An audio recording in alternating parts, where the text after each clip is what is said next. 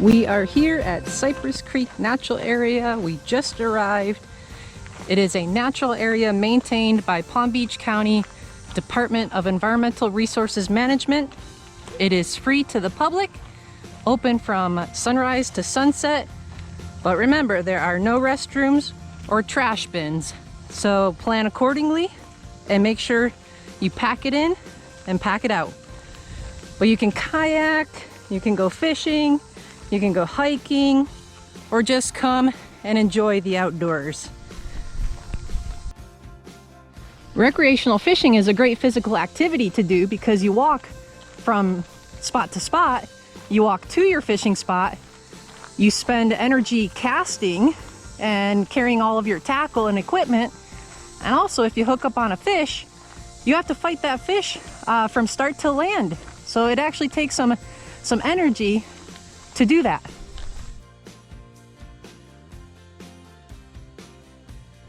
Hey everybody, it's Lisa with the IGFA. We are here with a fishing field trip at Cypress Creek Natural Area.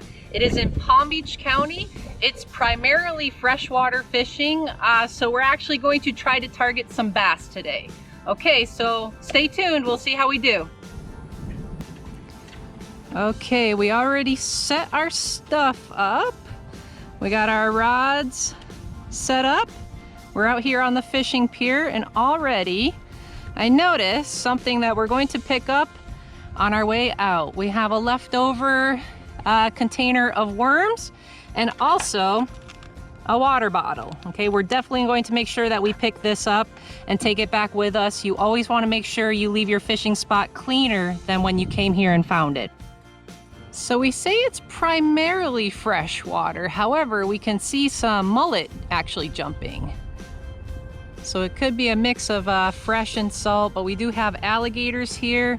There's definitely some bass in here, but we can see quite the display of mullet jumping up and down.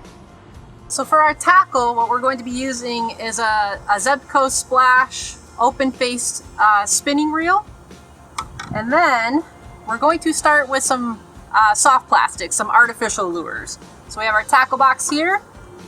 We have a collection of different soft plastics, very good for bass fishing.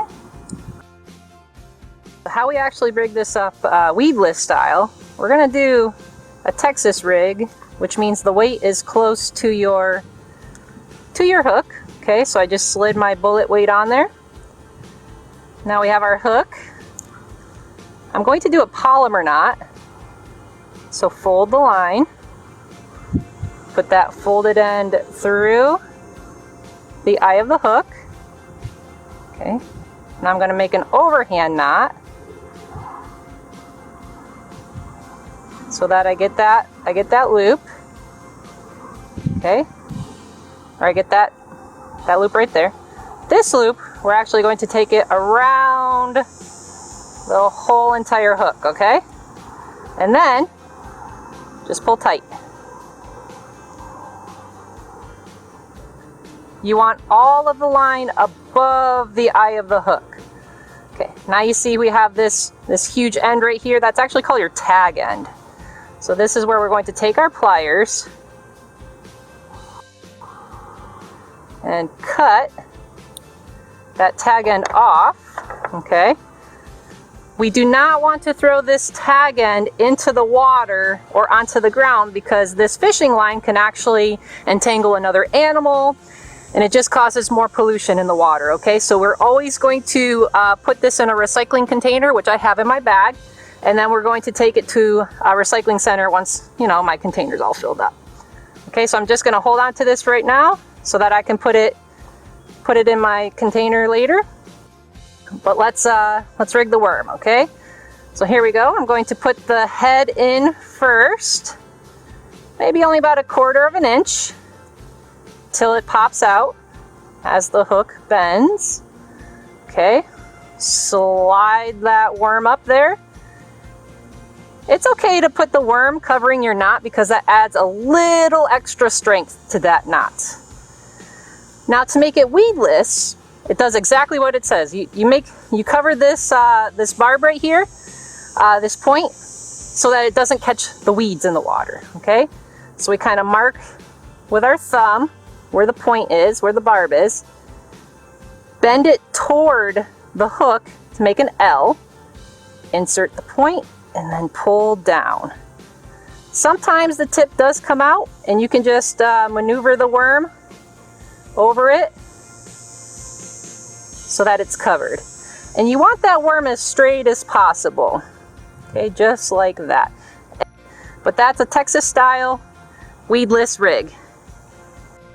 Here is an example of a Texas style weedless rig. Watch how the worm and the hook goes right through the spike rush and the spatter docks without catching it.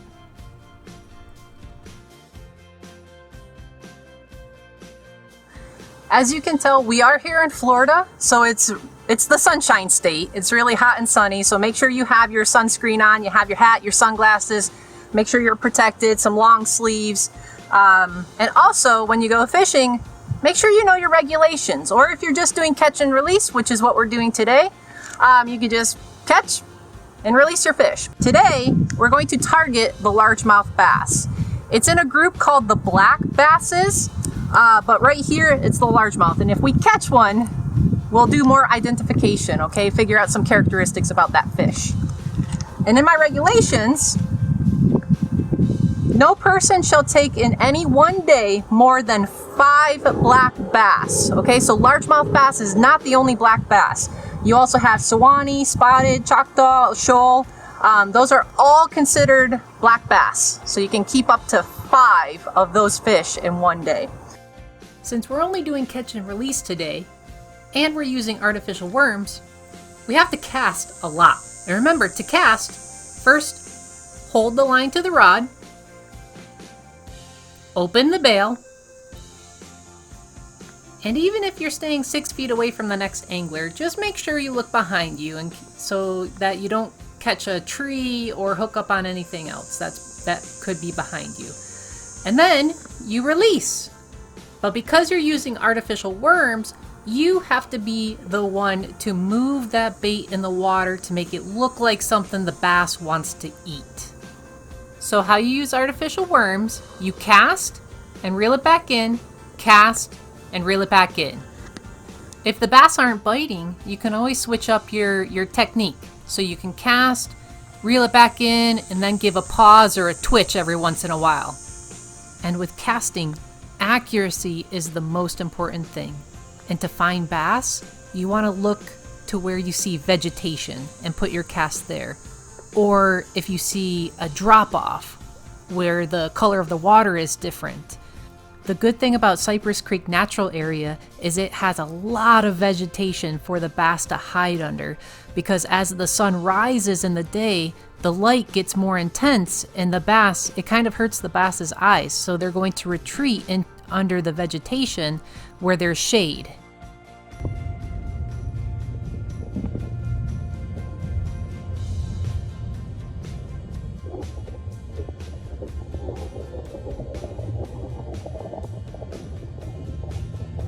So earlier we said this is primarily freshwater because we do see some bass, spotted tilapia, things like that. But we did see those mullet jumping earlier, and usually you see mullet in saltwater. But some fish like mullet, tarpon, snook, they can actually go into freshwater. So on our field trip today, we brought a hydrometer. This is actually going to measure the salinity of the water if there's any salt that we have in the water. If there is, this nozzle right here will continue to rise depending on if there's more salt in the water. But if it's down here at 0, it means it's totally freshwater. So let's check it out.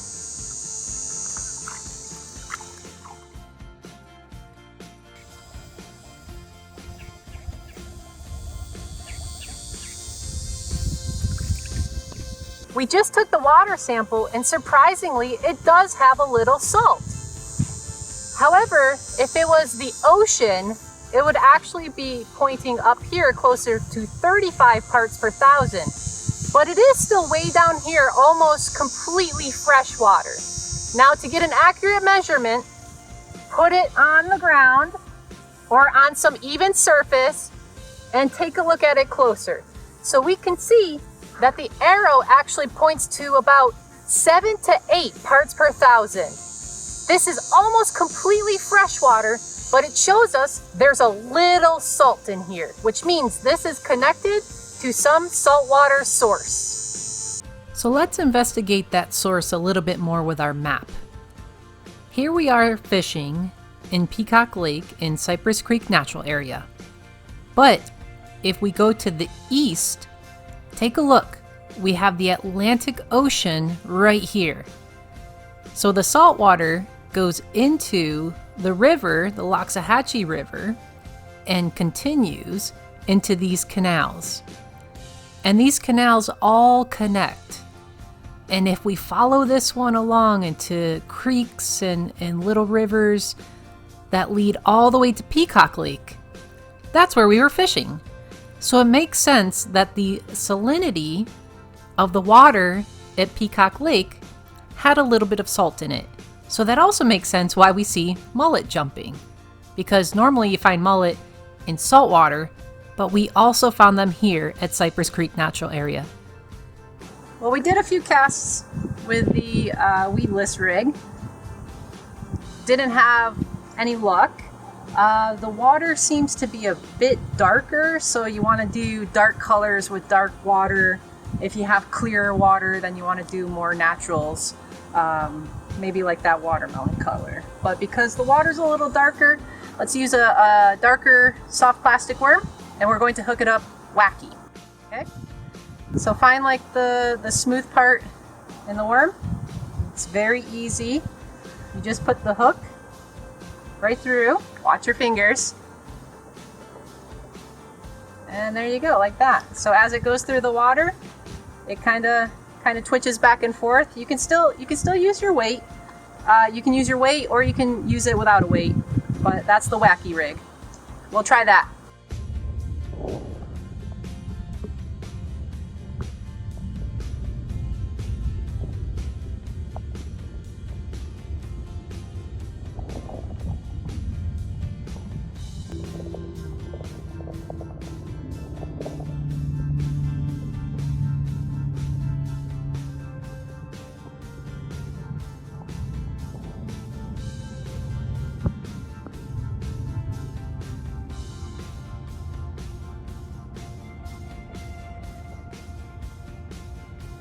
And of course, it's Florida. It's summertime in Florida, so we got a little rain cloud coming through.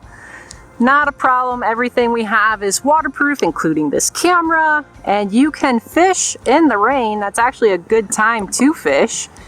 But if it starts thundering and lightning, you better make sure you go seek shelter. That's not a good conditions to stay in, so make sure we all stay safe. But if it's just a light rain, keep on fishing. It'll pass soon. And it's always best to bring a reusable water bottle so we don't come across more of these when we're out here fishing in our nice Florida habitat. This is just single-use plastic. It just adds to the trash, to the pollution outside. If you do use these, make sure you recycle them. Don't just leave them behind. But it's always best to use a reusable water bottle. Since we're out here in Cypress Creek Natural Area, let's take a look around and see if we can spot some animals while we make our casts.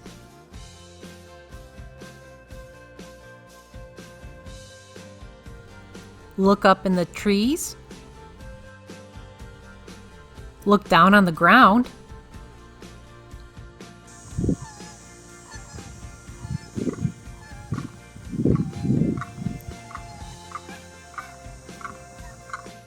And even look in the water.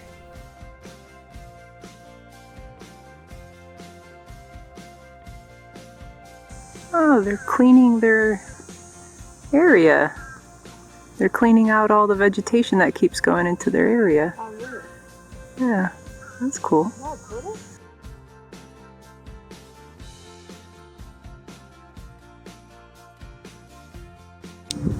And you know, if one spot's not working for you, switch it up. See what happens.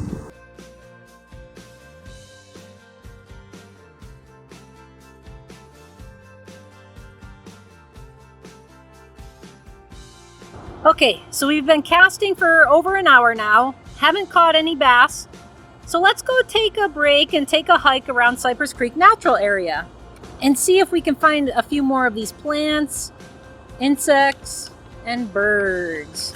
So let's take a look at the map a little closer. Cypress Creek Natural Area has all of this land here and all of these trails that you can go hiking. But we are down here. We parked right here. We did this trail and we're here at this dock. So let's go and explore this way. Let's see if we can't find some more plant life and wildlife here in the natural area.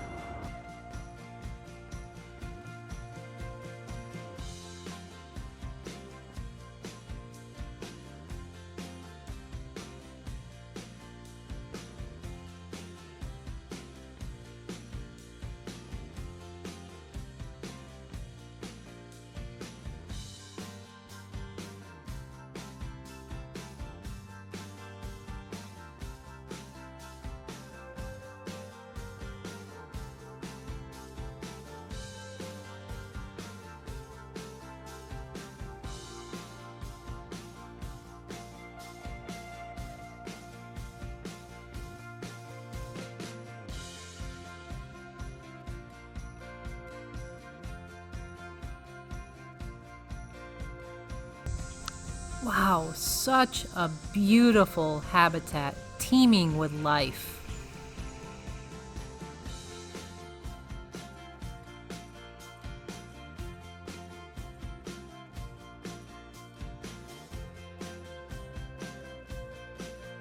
So here we have mosquito fish in the water. We have some spatterdocs, which are the bigger broadleaf. And then also the spike rush, which is the tall grass-looking plant. Mosquito fish only get to be about 1 to 2 inches long. They are very good prey for bass and other fish that we have here in Cypress Creek Natural Area.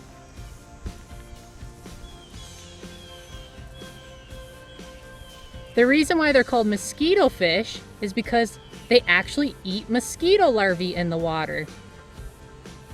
Mosquitoes lay their eggs in the water, and when there's larvae in the water, that's mosquito fish's favorite food. But right now we can actually see them pecking on this spatterdock leaf that's kind of decaying. They get their food that way as well.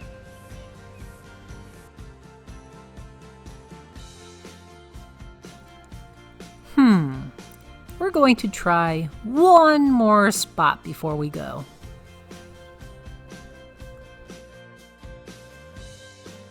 Wow, what a day we had here in Cypress Creek Natural Area. It is a really hot day today, so we're about to pack it up. Unfortunately, we did not catch a largemouth bass today or a fish today. We had one on though. I cast it out right here, but when I was bringing it in, right here in the spatterdocs, in the vegetation, the bass kind of went in there, and unfortunately I lost it. But we'll show you some pictures of other largemouth bass that have been caught here in Cypress Creek Natural Area. But like I said, what a day. We saw so many birds. We did see some fish.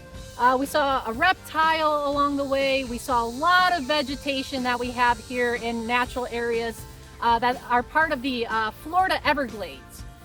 Beautiful habitat to come here, enjoy the outdoors, do some fishing, do some hiking, make a day of it, bring a picnic lunch. Maybe just wait for a cooler day. Okay, it's pretty hot, so we're going to pack it up right now. Until next time when we fish Florida. Always make sure we pick up everything and even pick up some trash that you find here from someone else. And always make sure that you leave no trace. Let's all be good stewards of the environment. Leave no trace. Leave your fishing hole better than when you came and found it.